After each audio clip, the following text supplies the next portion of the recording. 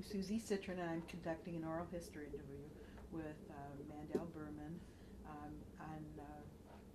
December the 11th. 12th, oops. And 2003, and Mandell Bill, as everyone calls you. Do we have permission to use your words and thoughts in future? Of course you do. Thank you very much. Well, you know, I think everybody wants to start out talking about where they came from and their family history a little bit. And I know in reading about you that your family was already involved in the Jewish community. So I don't know if you want to comment a little bit Sure. about that, about your mother and dad, Julius and Sure. Esther. My father came here at the age of 4 in 1883. My mother was born in Toledo in 1883. Oh. And my father was probably the only Jewish army officer from Detroit in World War I. He was a captain in the army. I was almost born on an army base in Florida. Really? Yeah. And then I grew up in Detroit. We always lived in the same house on Burlingame between Woodward and 2nd, the only Jewish family there for all those years. And I went to the public schools, including Central High School. During all those years, I was attending the United Hebrew Schools. My mother was very active with the women's. I went to the Philadelphia Byron Hebrew School for all those years, and until I was 16 years old. And I went to college. I graduated from Central in 35 or 5. And then I went to a semester to the University of Arizona, a year to Michigan, and then 3 years to Harvard College, and 2 more years to Harvard Business School, and then 46 months as a naval officer in World War II.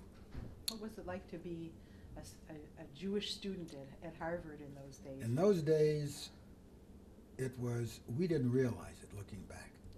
But at 5 o'clock, they went their way and we went ours.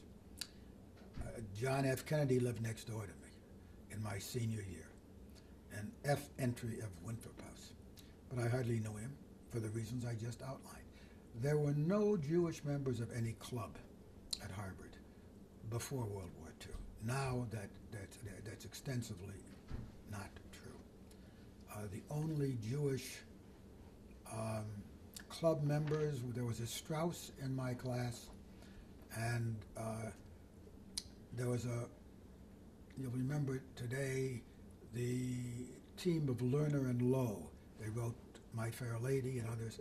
Alan Lerner was a member of Pudding because he was writing lyrics, not the music. And I worked with him on the Harvard Monthly during my Harvard days. Really? Leonard Bernstein was a year ahead of me, and him I did know fairly well. Wow. He was president of the Young Communist League. I remember that long ago. It's interesting that you decided to go to Harvard. I mean, It's interesting because how did I get there? Why would I go at all? The year at Michigan, I found unsatisfactory. It was intellectually, I was Phi Eta Sigma, which was the honorary society. But I didn't like the fraternity system. I didn't want to be one of the boys. My sister had gone to a school called Emerson outside of Boston. And she was going there anyway, and I had a cousin at Harvard, and he was 2 years ahead of me. So I went out there, I think probably in February or March, when I was at Michigan. Presumably Harvard liked me and I liked them, and they permitted me to transfer as a sophomore into Harvard. So I don't think it was a very happy 3 years because I didn't have a lot of friends. Intellectually, of course, I did fine. I graduated with something called a magna cum laude, and but never Phi Beta Kappa. And I think it was because I transferred 3 times. I was disappointed with that. And then I crossed the river, Harvard Business School, which was a much different situation because we all started from scratch together. And again, it was a situation, it was a great different world. Harvard Business School is as different as Harvard College as you can imagine, because memory doesn't do you any good. You have to think. And met a lot of good friends because you work together. They're friends all of my life. There are 5 or 6 of us who are Jewish, again, still living, and we do see each other. And then everybody that could walk on December the 7th, 1941, either became quartermaster corps or Navy. I chose to become a naval ordnance officer. So on July 1st, 42, they allowed us to graduate. I went to Dartmouth with most of my class to become a naval officer. And then you were stationed in the Pacific, weren't you? Not till later. I was stationed first 10 weeks at Dartmouth to become a naval officer, 10 weeks at the Boston Navy Yard Gun Factory to become an ordnance officer. Then I carried secret mail and worked all night in the Navy Department. Somebody needed 2 more torpedoes in the Solomons or something. I carried such mail. Until I was transferred out because I went to Harvard Business School, and they wanted Harvard Business School men badly at a new base, a secret underwater ordnance testing base in Maryland on the Patuxent River. And I stayed there for 14 or 15 months, wanted to go overseas badly. By that time, Harvard Business School guys were in lead positions in the Navy. I went to a friend of mine who was running the Bureau of Personnel, and I told him I wanted to be a carrier ordnance officer. I went to Jacksonville for another 10 weeks, lying on my back, learning how to load airplanes, and being trained to be a ordnance officer on a carrier. But I had 2 stripes by then, and I didn't have enough. I had too much rank to begin anew on an aircraft carrier. So I was sent to the Pacific, to Pearl Harbor, where the Marines reached out for me. And a few months later, I landed on the 2nd day of the invasion at Okinawa with the Marines. Really? And I remember hiding behind a wall and saying to myself, what's a nice Jewish naval officer? They were shooting at me, incidentally, and you could see the bullets going by from zeros, and I kept saying to myself, this is stupid. How did I get here? You know. But I had 2 months as a naval officer on Okinawa, and then I wrote to the admiral saying that I'm not being used, but my training was not this. So the admiral, surprisingly, and this was via Saipan, and then to Manila on a 4-stacker destroyer with live steam leaks in the boiler room, and then met Morris Adler there, a rabbi at Shaare Zedek, who was then a chaplain. Manila was completely destroyed, at least the part I saw. And then I got on a propeller aircraft and flew to Pearl Harbor to work for the admiral. It took a long way to fly. You couldn't fly much more than 8,000 feet across the Pacific. That's 5,000 miles to Pearl. And I spent the rest of the war and months afterwards working for the admiral as his gunnery officer in a Quonset hut at Pearl Harbor. That's how I ended the war. Wow. Now, you mentioned you met Morris Adler, and I know that you came back to Detroit. I assume. I came back to Detroit and, right after the war. And then when did you start? I know you were very instrumental in helping to build Shaare Zedek. Well, that was much later. Yeah. No, I joined my brother-in-law in the building business in 1946. And I immediately began to get active in the Jewish community. I had written a letter, which is available, by the way, I got to find it. It was published in the Jewish News, describing what it was like on one of Shlosheh Regalim, one of the holidays, to go to a religious service in Okinawa. And I was describing what it was like. I wrote the letter back to my parents, who gave it to Phil Slomowitz, who published it. And I have that. that could be interesting, a letter I wrote describing religious services. But I was always going to, wherever I went to, the chaplains were running religious services at Pearl, on Saipan, on Tinian, and of course, I think one night in the Philippines, I don't remember, but extensively on Saipan. I was stationed there trying to get to Manila. And then, of course, when I got back to Pearl, I'd go to services as often as I could in the only synagogue in Honolulu. I have pictures of myself there. When I got home, I immediately got involved, I would think, with a fellow named Norman Neymark and I, and we started the junior division of, Yes. of the 1947, Federation. I have it, that you started. Really? Yep, 1947, and you collected for Jews in European camps. at Yeah, that time. that was a very exciting experience because the DPs were being let out of the camps, but they were displaced and had no place to go. The British wouldn't let them go to Israel. They were all over Europe. And the Joint Distribution Committee, of which I am now an honorary board member, came to me as a young man through a Mrs. Helen Singer, I've never forgotten her name, and suggested that we get cans to send overseas. And it was an amazing experience. I became the chairman. We had 1,200 volunteers, and we had 300 trucks. And we sent, remember, this was boys meeting girls. The boys had just come back from the war, and that's where the volunteers came from. And we borrowed a large area, shipping area, from people who had the paper products, Kleenex. They were Jewish, apparently. I've forgotten their names.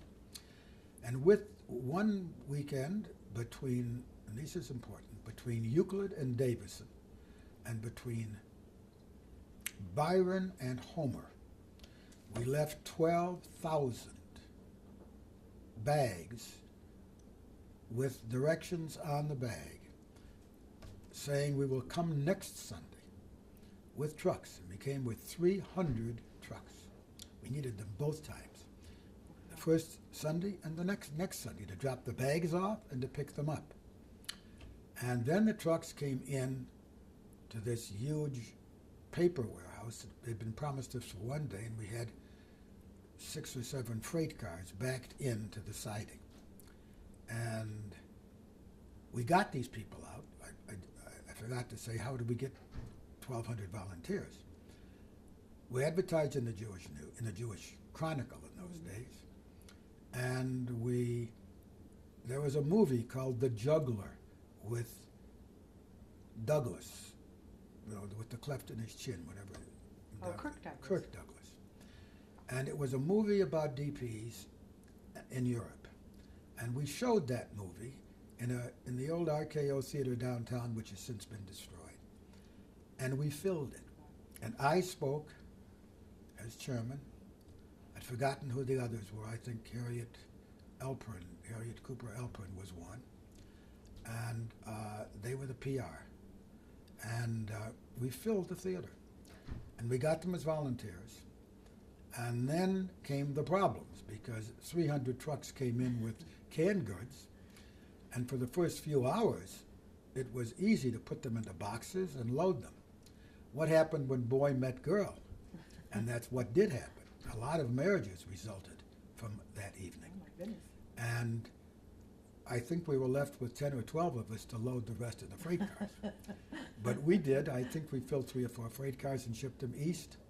The following year was a disaster because they wanted clothes, clean clothes. But how do you pack clothes? It's one thing to put canned goods into boxes, quite another to put clothes. And we had only had 2 paper presses that were used for clothes presses. The machine wraps wire around it. And we borrowed Paul Zuckerman's, to his sorrow and mine, peanut butter making floor, which had to be sanitary. White uniforms. Why Paul loaned it to me, I'll never know. And we had fewer clothes, but way too many. And at 4 in the morning, as usual, boy had met girl, and this was the second year, and they were getting bored. And Paul had to bring his whole shift in early that morning to get ready to make peanut butter and to pack all those clothes at the freight cars. It took years for Paul to say hello to me. That's But, a, yeah. so you were very innovative in a lot of different ways. You fulfilled a lot of different needs in Well, the those local were, community and. well, those were early on. We're talking about 47 and 48. You mentioned Yeah, but- Shard-Seddick. Yes. Well, I started, though, I think, at Federation in the education division. We used to have Mhm. divisions. And then I was chairman, or I think it was probably 55 or 6 when I was chairman of the education division, the builders division for Federation. Mhm. But by that time, I'd begun, I think in 54, I was the youngest officer in the history of Shard-Seddick. I was 36 or 37 years old. I remember Rabbi Adler introducing me at the time. Am I Mhm. right about those dates? Yes, Probably. it says it actually, I have here that you served 14 years at Shard-Seddick, the longest. I was an officer for 14 years, and the reason was that in 57, we met at Rubiner, not Sam, Alan? Julius. No, his father. Oh, At his home on Chicago Boulevard, Louis, myself, High Saffron, and others, and the president, and Leonard Sidlow, and the president was Rubiner. God, oh, I could forget his name. And we decided that we had to move from Chicago Boulevard and Lawton. I had been going to Sunday school there every Sunday. I graduated from high school there. Of course, during the week, I'd been going to United Hebrew schools. And we decided we had to move. So we began to look. I was then an officer of Shard-Seddick. And so we began to look for real estate. We found on Northwestern Highway 15 acres that we thought would be fine. It's south of where we are now. And when Louis and I hired the architect Percival Goodman at the Wonder Bar on Washington Boulevard for lunch with Saul King, who was then the president of Albert Kahn and a member of our synagogue, and Y. Percy. Percy had designed 41 synagogues before he did Shard-Seddick. And Louis and I, who made these decisions together, reasoned that he made 41 mistakes and he'll make 41 less for us in the 42nd building. But of course I traveled the country. I visited his buildings in Springfield, I remember, in California, in Denver, where Percy's previous buildings have been. And Percy and I became good friends. And we made a deal. They never ever worked together, with Percy to design it, and Albert Kahn, this is Shard-Seddick now, Albert Kahn to make sure the roof didn't leak and the air conditioning worked. And as it turned out, to design the now famous truss, STRUSS truss system that spans this largest Jewish religious institutional space in the world at Shard-Seddick. Shard-Seddick has turned out to be the largest Jewish synagogue in the world, matched only in size by the Doheny Street Synagogue in Budapest. it's The very design inspiring. very differently. You know, the whole. Well, we're you walk in different there. because we didn't open at the back. We're a diamond. Percy designed that. It was a stroke of genius. To have the diamond shape, because you could have 1,200 for Shabbat, and you open those doors, which are 22 feet high and 125 feet long, and they stack, and then you have an open space. This tape isn't long enough for the history of building that building, so I won't go into it. But I think throughout your career, just reading all about you, that you've taken on very innovative, creative projects. You have a foresight that many people don't have into what the community needs and Well, I'm not going to admit that. And maybe it's true. But the truth of the matter is that the person who built Shaare Zedek, although I was the building chairman and gave it 4 years of my life, it was Lou Berry, and High Saffron, whom I adored. And the three of us really were doing that. I happened to be chairman of the building committee and made most of those decisions. I'll tell you only one story, the design of Shaare Zedek. When I saw the plans, and Charlie Avery was my co-chairman, because he was an architect and I wasn't. I'd never been involved with a building, nobody else had either, incidentally, of this size and this character. So when I saw the plans, I said to Saul King, remember Percy had designed it, Saul King was doing the drawings and making it work. Up at the new center building, I said to Saul, I got to have a three-dimensional drawing of this because I don't understand it. So they did a three-dimensional, not drawing, a three-dimensional design, miniature. And I said, it scares me. I don't know, this was 1959. And I said, in 1990, will this architecture be considered part of the mainstream of American architecture? Will this have been using concrete, using that roof line? Will this be a fad or will this be part of mainstream architecture? And Morris Adler was concerned as well. Percy, Charlie Avery less so, but Morris and I were worried, and I suppose Louis, I don't remember. So they brought in the chairman of the architectural department of the University of Michigan, and he reassured us. So we built. I just mentioned that as part of the story. The building opened in 1962, and it is unique. I've mentioned only one detail. It is so big. When you open the doors, we have to reproduce the sound an eighth of a second later, or we'd have it echo in the corners. So when you go into that synagogue, you don't realize it, but you're reproducing sound in the far corners by an eighth of a second. Wow. The whole system is built in for that. But throughout your career, I guess, also, just the fact that Jewish education has been so much a part of who you are. I mean, I think, especially in this community, when you talk about Jewish education, and if you had to point to the one person who really had it on his or her agenda, it would be Bill Berman. Well, the reason for it would be, I've told you about my background. In 1954, we dedicated a Hebrew school building in my mother's name, the Esther Berman building at 7 Mile and Schaefer. So I was always involved in the Hebrew schools, and Abe Castle was the president until 1959, for 16 years, and he built the system. And when I came out of the Navy, I became kind of his spear carrier, his briefcase carrier. But not everyone has that deep love. So I became the first president of the Hebrew schools after Abe Castle, Yes. when we were building the system in 1961, I think, 59, 60, or 61. I would think that would be the case. That's close. And I was president for 3 years. And why? I was different because even though I'd gone to the Hebrew schools. Oh, it says here, 62 to 65, you were the chair.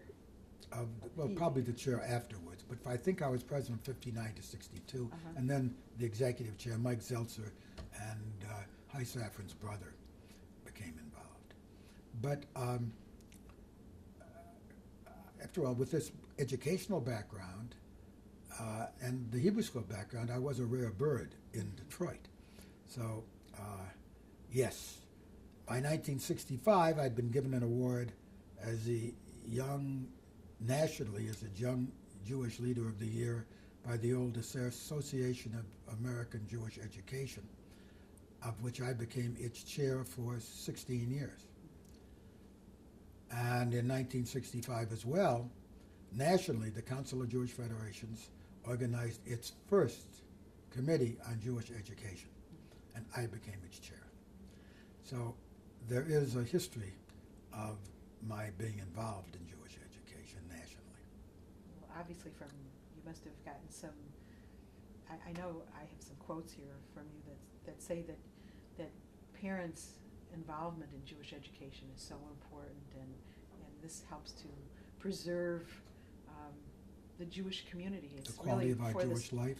the survival and you know, and throughout your years at Without, CJF and sure. Well, there's a lot. I don't know whatever questions you ask. Of course, we can talk about those years.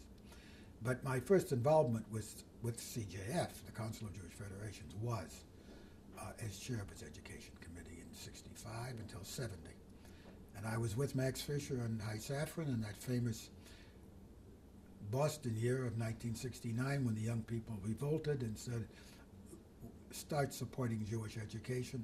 I was one of the three people, myself and Max, who agreed to open the doors, let them in. That was the famous 1969, when people like Hillel Levine and Michael Brooks, our own Hillel director, were young rebels pounding on the door, and we said, the door is wide open, come on in.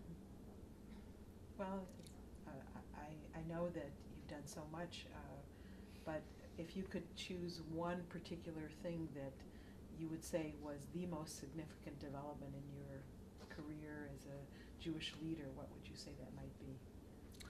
It would probably be bringing the Russians from Russia, working out a way to get them here. When I was president of the Council of Jewish Federations. I was just going to say, I know there was you had sort of a twofold agenda, education on the one hand, and this enormous exodus from the former Soviet Union. So. Well, to be as fair as I can, I was continually involved in Jewish education nationally, first through AAJE, and then in 1981 when we organized JESNA, the Jewish Education Society of North America. I became its honorary chair. I helped organize it with a fellow in New Jersey, my good friend Arthur Brody. We went up to Brandeis and brought John Wucher down, and that's now a famous story, and Wucher has turned JESNA into something that's very important nationally, and I'm very proud of that, and I'm proud too of the fact that I have been funding and have now increased funding for the Berman Center for Evaluation and Research at JESNA, and now publication of the results at JESNA. So I've been involved with them, but simultaneously in 1987, I became the president of the Council of Jewish Federations. Right. I've been working my way up in that sense. 20 years, it says you were. From 65 until 87. Which it's amazing when I look at your career in Jewish communal life, how long you serve in organizations and you work to change them and bring out innovative ideas that no one has ever thought of. So. Well, I don't know. You know, it sounds good. I don't know that. I'd have to think about it. But nobody does anything by themselves.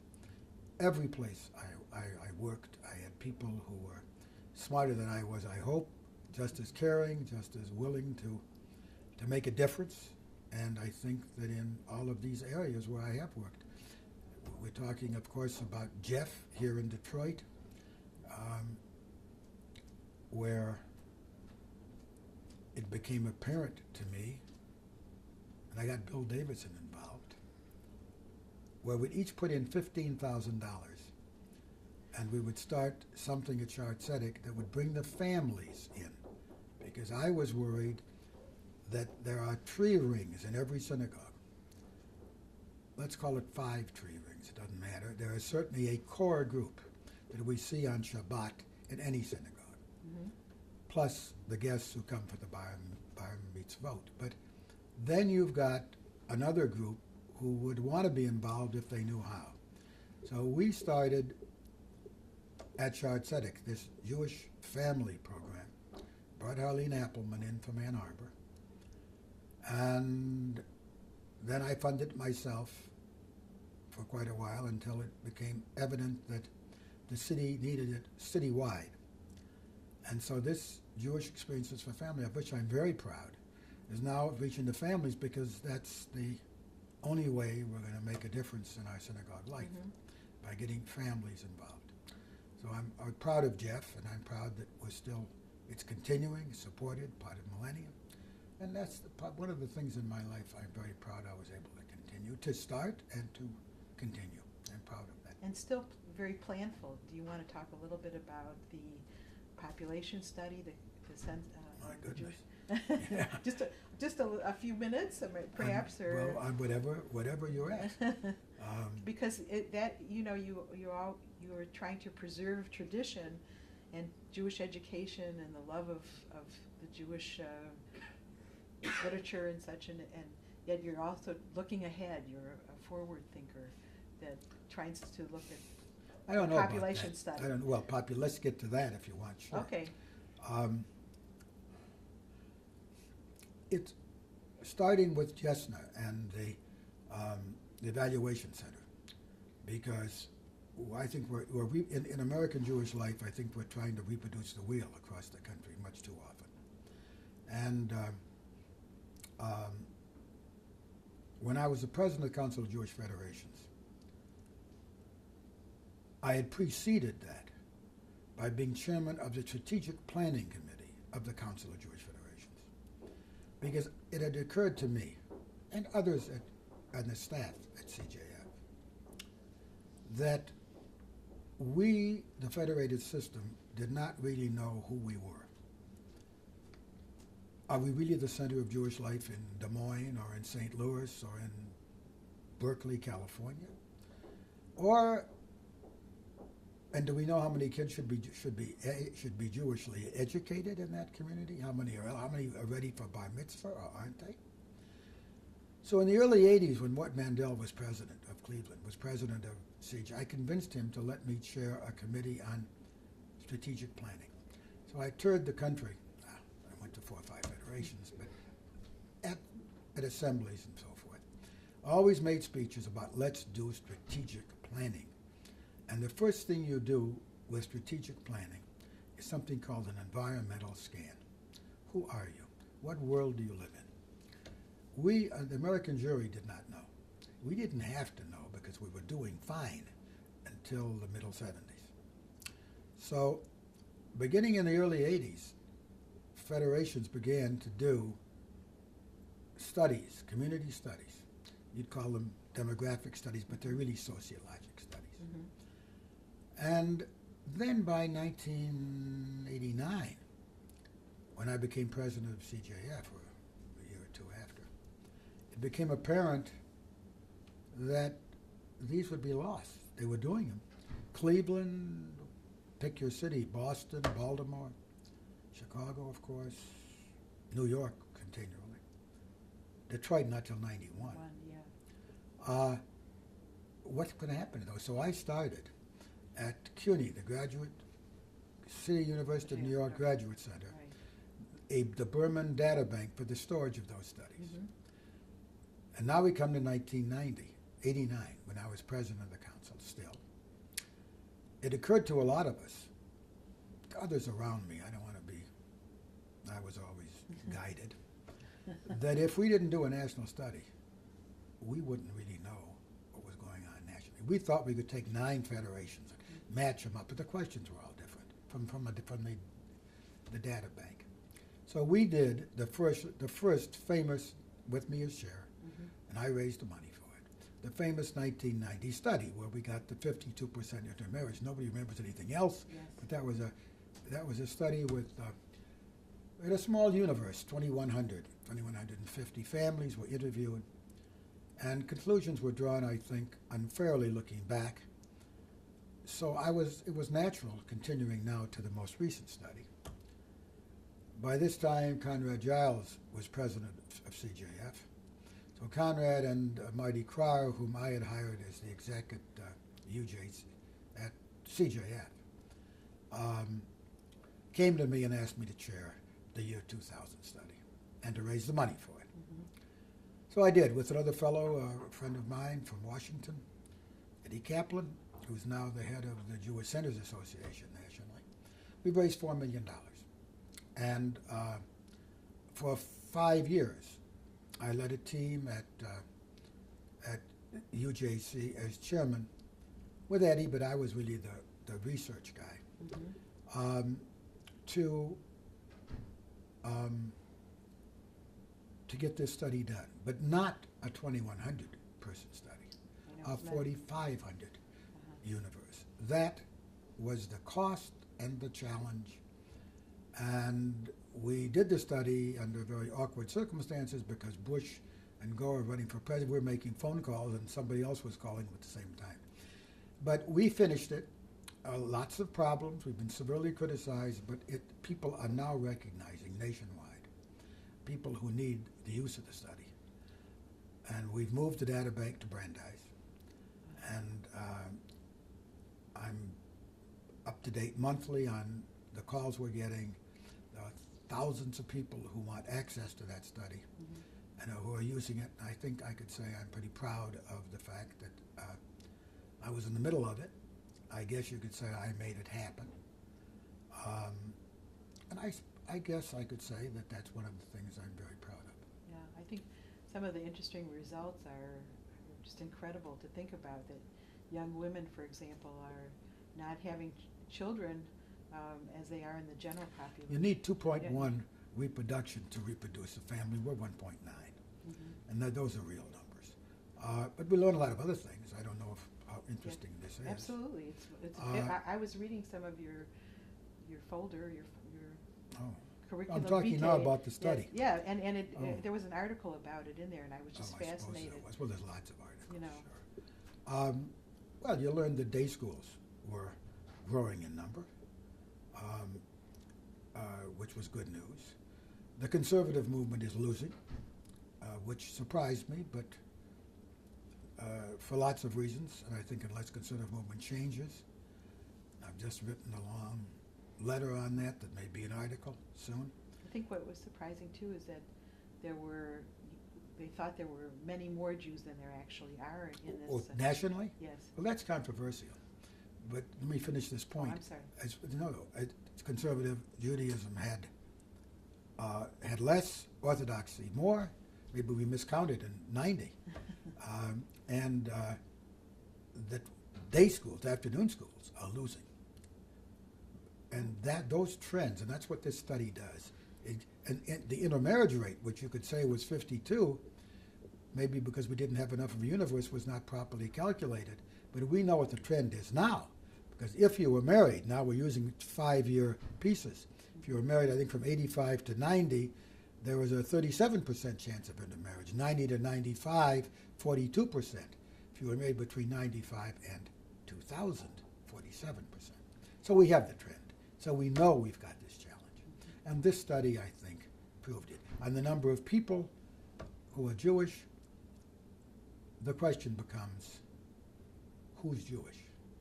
How do you count Jews? And all of these sociologists, all of whom I know very well and personally. After so many years of course. I know their names, and we've had dinner together, and we've talked. And I have funded some of their research. We know that it's easy to count a Jew if you say he was born Jewish, mother or father, if you say he was raised Jewish. But if you ask somebody, what are you now? And they say they're not Jewish, then do you count them or don't you? And we were severely criticized because we did not necessarily count them all. We gave them a shorter, people who said they were no longer Jewish. My best story, I think, that illustrates the problem. I told you I kept in touch with some of my Harvard Business School friends who are now as old as I am, 86 years old in my case, maybe 85 in theirs. I called a fellow the other day and to stay in touch with him. And he asked me what I was doing. I described this study. And he said, well, of course, if you asked me if I was Jewish, I'd say I'm certainly not Jewish. I said, Jack, I know you were born Jewish. God knows you were raised as a Jew. What are you now? I'm not Jewish. Judaism is the opiate of the people, the usual stuff. So I said, Jack, let me ask you a question. What do you do on Passover, which is, as you know, 80-some-odd% of Jews celebrate Passover. Not Yom Kippur anymore, but Passover, Kol Nidre. He said, of course, I run the family Seder. Now, is Jack Jewish or isn't he?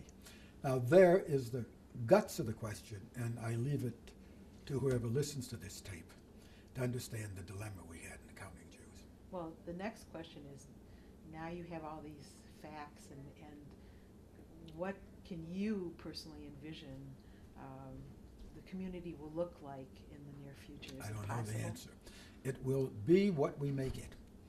It's an enormous challenge to American jury, to its leadership, to and certainly to the conservative movement, of which I'm a very proud part, to decide what its future is by how they reach out to the intermarried, how they reach out to young people who, for reasons of the open society and all the other reasons that many of us are familiar with, many of the reasons that this study opened up and showed us, how we deal with that generation will decide what the future of Judaism is. Orthodoxy is growing, and that generation will continue to grow because of their birth rate. But whether or not they're an integral part of American Jewry will depend upon whether they go mainstream and whether they feel, I've just written a letter on that, whether they feel that traditional Judaism is merged with the ideas of Western civilization and the culture of Western civilization. Unless they can merge them, they will not be an integral part of what we all want American Judaism to be. Mm-hmm. Wow. I know that you personally had, at this time in your life, gone back to even studying Hebrew again. Yes. And Tom, did you? Not enough. When I became chairman of the board of AAJE, probably back in the 60s, maybe 70s, I've lost track, I decided that my Hebrew was insufficient. I had an obligation. So I began to study in my office. I got a teacher to come, and I learned quite a bit. I brushed up on my Hebrew. Although I've traveled, I have a good friend I went to Harvard with, whom I've traveled all over the world with. And he used to joke with me. We went to Israel, and I would ask directions in Hebrew. He would say, Bill, let's take the directions, and then we'll go in the opposite direction. He did not trust my Hebrew, but I did study, and I do know, יש לי קצת עברית. למדתי עברית במשרד שלי, יש לי קצת, but רק קצת. So, yes, I studied Hebrew. Now, I've decided that I don't understand the sources. My Hebrew education, and one of the reasons that this generation was turned off, was pretty darn bad. And I never knew what the Mishnah was. I didn't understand the transition of the Torah to oral law, to the Mishnah, to the Gemara, to the Responsa. And I've been studying that with a young rabbi friend of mine. I study on Monday nights with him. Really? My children gave me the Gemara, not all the, in English Hebrew, so it's 10 times as long. But I have most of the books, and we pick and choose on Mondays, and but mostly I'm asking questions. I'm trying to understand, and I've read Maimonides' Mishnah Torah in the original Hebrew, which explains what I'm looking for. Because Maimonides intellectually had to explain to his generation what our history was, what the rabbi's role were, how the oral law worked. Does anybody really know? How did we get to Yehuda HaNasi in the 200 A.D. to collect the Mishnah, like a huge dictionary? That's what the Mishnah was. Mm-hmm. And then, of course, how did we get to Tzvat, where the Shulchan Aruch was written so that we finally had rules to live by. Maybe you can write a book yourself, too. Yeah. I'm Explain not it to the rest qualified of to us. write any books. I'm just learning from myself. But I am curious. Uh-huh. And I wish I had more time. Yeah. Well, it's an admirable, wonderful thing to be constantly learning, and that's part of who you are. And I really, got that from some of the things that I read about you. I wanted to know if you wanted to comment at all about Israel and your trips there in the past and how you feel about the future of Israel. That's a very difficult question because Israel is not fighting, dealing with a people who want to make peace with them because probably the majority of the Palestinians have been taught that Israel shouldn't be there at all.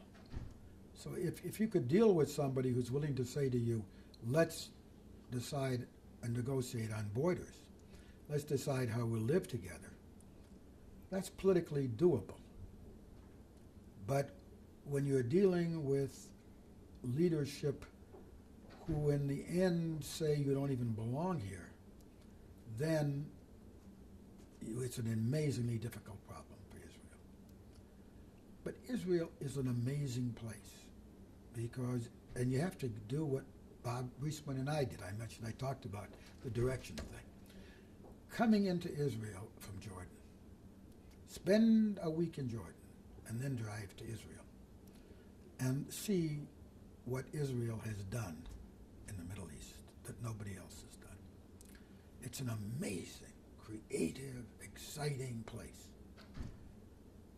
It is inconceivable to me that the Western world doesn't see them not only as the only democracy in the Middle East, but as the hope of the Middle East. Because with Technion, with Weizmann, with Hebrew University, Ben Gurion, with Bar-Ilan, an educated world of technically educated, brilliant, aggressively, technologically oriented civilization. What it can do to the whole Middle East if it just had the chance. So I wish I knew what was going to happen. It's a political problem, of course. I don't live in Israel. My kids didn't serve in its army. I can only support them with my money and my dreams and my hopes. Mm-hmm. How many times have you been to Israel? Can you remember? I know as CJF president, you probably were there a number of times. 3 times a year. I flew with Max 13 times to Israel. I counted them once. Wow. I suppose I've been there 20 or 25 times. And I miss. At 86, my family's a little critical of my traveling to Israel, 10 hours or 11 hours. But I'm going to go. I hope to go with the mission, if I can get permission. How old were you when you first went there? 1961, and I was born in 1917, so whatever the math is. Do you want to talk a little bit about your family, Madge? Sure. So beautiful and wonderful. I have a wonderful family. My wife, Madge, we've married 53 years. A golden retriever, who's wonderful, who's 3. We have 3 houses. We live in Detroit. We have a New York apartment. I needed that for all of I still do, because I'm still connected, of course, to the study.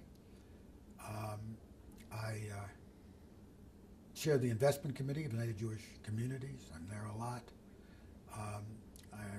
I go to the JDC meetings. I'm involved. The Berman DataBank meets in New York, the advisory committee. I have 2 children, a son and a daughter. My son is a doctor, and recently married, has given us our first Berman grandchild. My son is, where he came from. My son has worked all over the world, helping people. He's worked in Mexico. He's worked in speaking in Spanish on the Guatemala border.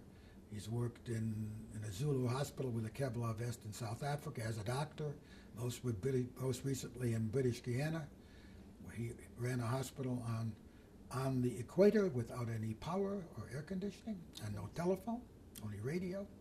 And his wife flew the patients in. And they're both pilots. John's a commercial pilot, owns a helicopter. He's right now collecting people who need help in Appalachia with his helicopter. and my daughter, who's a writer and who's given me 2 grandchildren, Lawrence, who's graduating from Michigan, and Sarah, who's 12. I'm very proud of her. That's terrific.